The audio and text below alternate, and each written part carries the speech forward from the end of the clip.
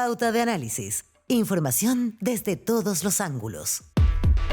El reciente triunfo de José Antonio Kast en la segunda vuelta presidencial no solo marca un giro político en Chile, sino también abre un debate sobre el papel de la fe en el poder. Kast es el primer mandatario vinculado al movimiento apostólico de Schoenstatt. Hay que decir, no es el primer mandatario católico. De hecho, hemos tenido los últimos, desde el regreso a la democracia, casi todo. Elwin Frey. No, Lagos.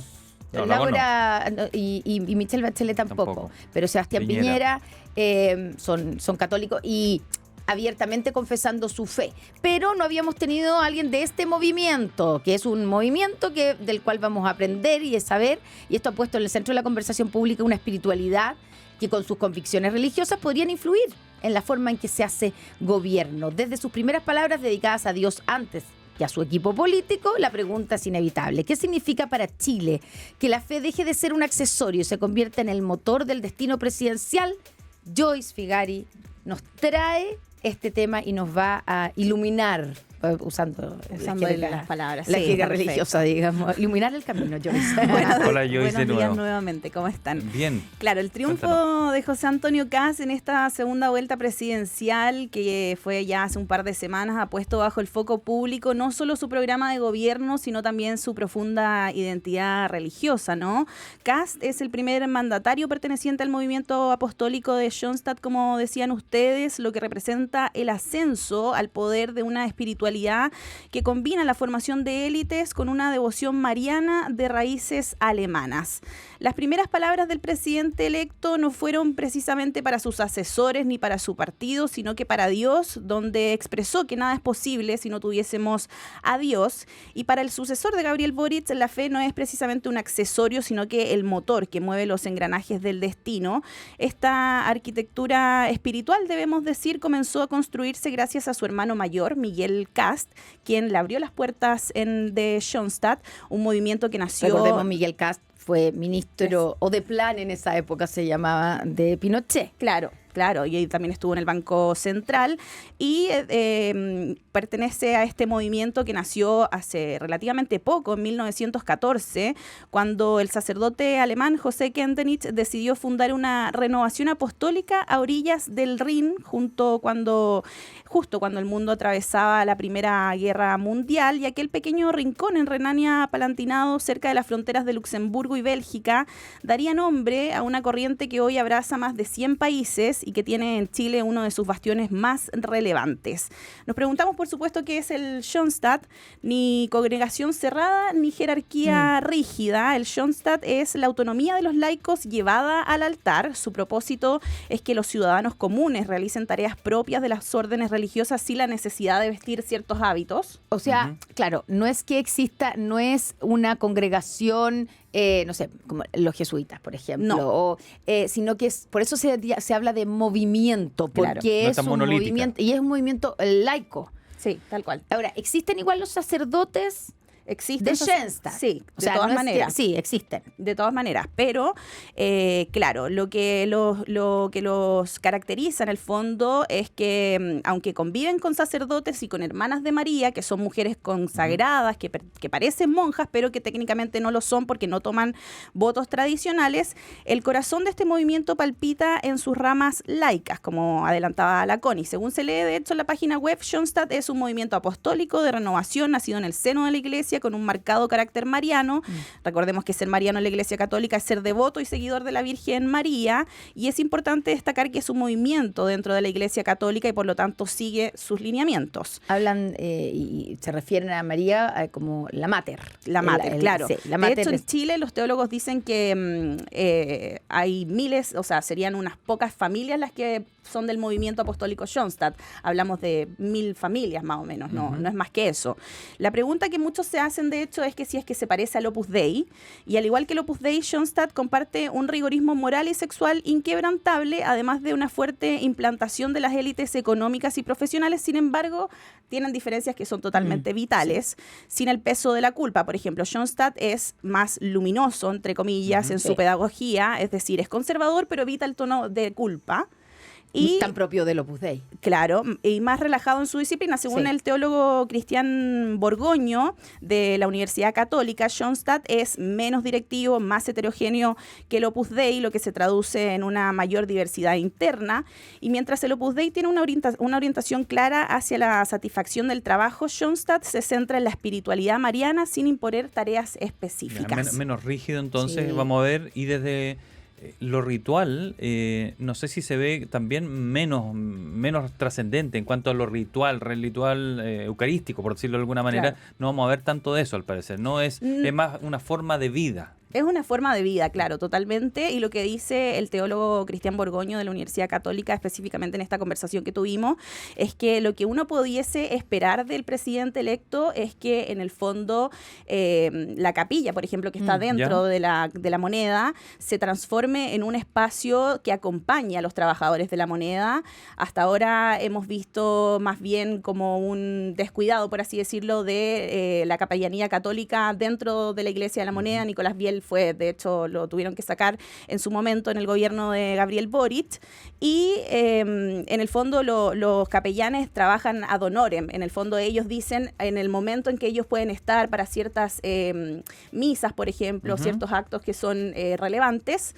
Pero con la nueva llegada de José Antonio Kast al Palacio de la Moneda, se esperaría entonces que eso se ordene un poco más, que hayan horarios establecidos para misas, y en el fondo preocuparse de lo que le puedan entregar a los trabajadores, que pueda ser dentro de su trabajo también, en el fondo, enfocarlo en ese manto.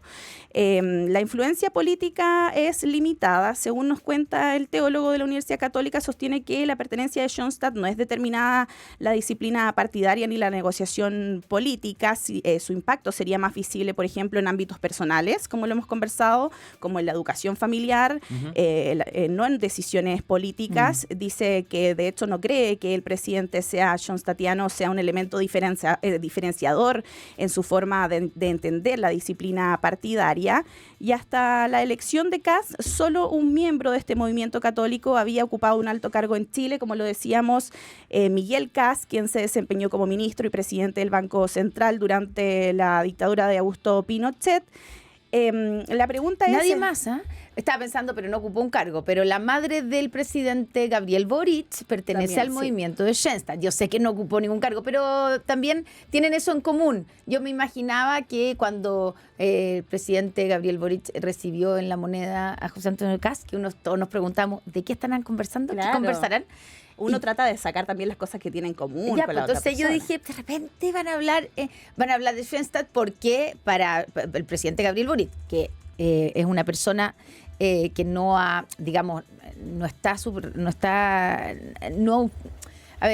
ha hecho apelaciones religiosas nunca durante su mandato. No es como demos gracias a Dios, como sí, y otros presidentes también, claro, que dicen, terminan sus intervenciones o su discurso, ¿cierto?, diciendo demos gracias a Dios o algo, o pedámosle a Dios que...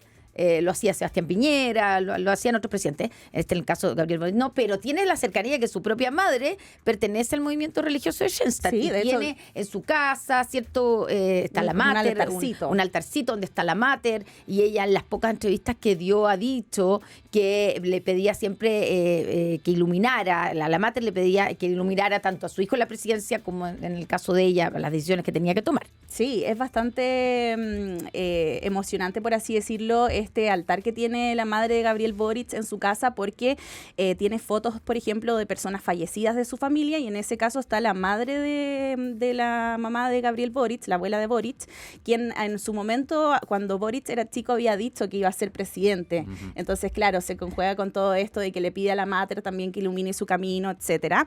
Pero bueno, centrándonos en el movimiento, en lo que es en Sudamérica, fue el primer idilio de Schoenstatt fuera de Europa, tras pasar por Argentina, Brasil, Uruguay en los años 30, y el movimiento en Chile encontró un suelo fértil donde el propio fundador, el padre de Kentenich, dejó su huella personal. Él vivió acá en nuestro país, y hoy ese legado va a caminar por los pasillos de la moneda, tal como yo les contaba, en el corazón de la moneda, lejos del ruido de los ministerios, de la Plaza de la Constitución.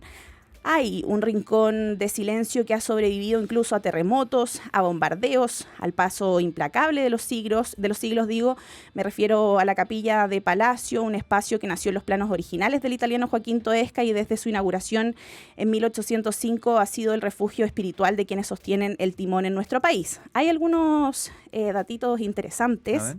Aunque hoy descansa a un costado del patio de honor, este templo no siempre estuvo allí. Como si fuera un mueble más del mobiliario presidencial, la capilla fue trasladada por caprichos o necesidades de diversos mandatarios y llegó incluso a ocupar el lujoso Salón Rojo antes de ser restituida a su ubicación fundacional. Y desde su inauguración, el superintendente de la Casa de Moneda, José Santiago Portales, asistía a la capilla junto a su familia y a otros funcionarios del edificio para la misa diaria. Por ejemplo, había misa diaria en alguna época. Había, claro. Bajo el gobierno de Manuel Montt, la misa celebrada en esta capilla tenía también un fuerte componente político, puesto que luego del ritual religioso se procedía a un almuerzo y una tertulia con personas de influencia de la vida política, social, militar y económica de nuestro país, quienes eran personalmente invitados por el presidente, y por ese mismo templo debemos destacar. Pasó el fallecido Papa Juan Pablo II, el pontífice fue invitado por Augusto Pinochet a visitar la capilla, donde en su momento realizó una oración y bendición de los presentes, y la capilla también, por ejemplo, ha sido el lugar para la celebración de ritos de la familia presidencial. Por ejemplo, Sebastián Piñera y la ex primera dama Cecilia Morel renovaron sus votos matrimoniales en el año 2018. Mira. Está interesante esto, no vamos a ver entonces tanto simbolismo religioso, por así decirlo, durante todo este periodo, por lo que vemos y tú explicabas, ¿no? Sí. Termina siendo más un movimiento, más de principio, más de forma de ver el mundo, más que de practiquemos estos tradiciones o ritos. Claro, solo para cerrar lo que decía el teólogo, es que probablemente el nuevo capellán, obviamente de la Iglesia Católica, porque tenemos 3 capellanes en el Palacio de la Moneda, tenemos el de la Capellanía Católica, Evangélica y Judía, que es la más reciente, creada en el año 2012.